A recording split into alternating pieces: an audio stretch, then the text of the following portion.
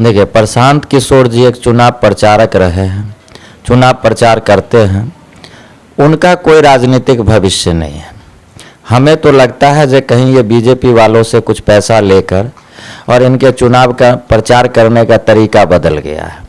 ये लोगों के बीच में जा जाकर नीतीश कुमार और तेजस्वी के विरोध में बोलकर ये दिखाना चाह रहे हैं जो भाजपा ही अच्छी पार्टी है।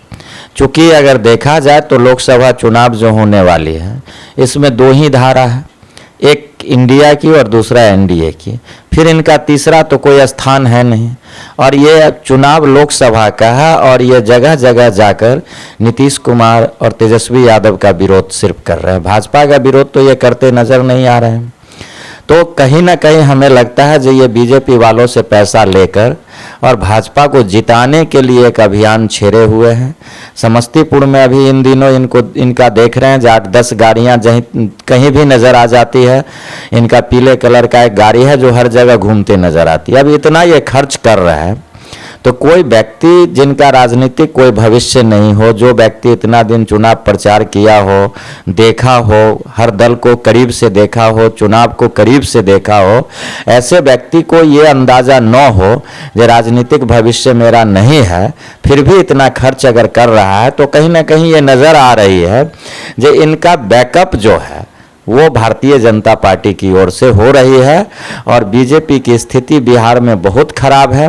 तो वो प्रशांत किशोर के सहारे भाजपा चाह रही है कि अगर ये कुछ परसेंट वोट काट ले, कुछ लोग इनसे प्रभावित होकर और नीतीश कुमार का विरोध करे तो वो वोट एनडीए को मिल जाए, जिसका फायदा भाजपा को हो। तो प्रशांत किशोर का एक ही एजेंडा है, जैसे ओवैसी का एजेंडा है जो कुछ मुसलमानों का वोट काट लो बीजेपी जीत जाएगी।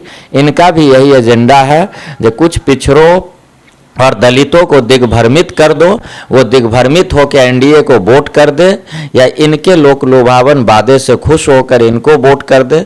लेकिन इनके कैंपेन में ऐसा कुछ आ नहीं रहा है जो ये बताए जो हम ये करेंगे सरकार में आके। ये सिर्फ यही बताने के लिए आते हैं जो नीतीश कुमार की क्या क्या गलतियां हैं, तेजस्वी यादव क्या गलत कर रहे हैं। प्रशांत किशोर का कोई अपना एजेंडा नहीं है, वो भाजपा के एजेंडा पे काम कर रही है। वो एक तरह से बीजेपी का चुनाव प्रचार ही कर रही है। जैसे ओवैसी कुछ मुसलमानों का वोट काटकर भाजपा को जिताने में अहम भूमिका निभाती है, ये भी चाह रहे हैं जो पिछड़े और दलितों को जो है दिग्भ्रमित करके उसे भाजपा की तरफ मोड़ दें। 2024 का चुनाव भाजपा के लिए और यहाँ की जो ब्राह्मणवादी व्यवस्था है और आरएसएस है, इसके लिए ये अहम चुनाव है। अगर इस चुनाव को इस बार अगर ये जीत जाते हैं तो अगले बार ये विधेयक लाएंगे जो देश में दूसरा चुनाव न हो, चूँकि इस पर बहुत खर्च होते हैं। और चुनाव नहीं होगी तो इनकी सरकार अस्थायी रह जाएगी, फिर अपने मर्जी का ये करेंगे। तो चुनाव अभी चूँकि इनके पास राज्यसभा में उतनी सीटें नहीं है जो ये किसी भी विधेयक को राज्यसभा में आसानी से पास करवा सके। आगे जब चुनाव जीतेंगे तो इनकी ये क्षमता हो जाएगी जो ये राज्यसभा से किसी भी बिल को पास करवा ले।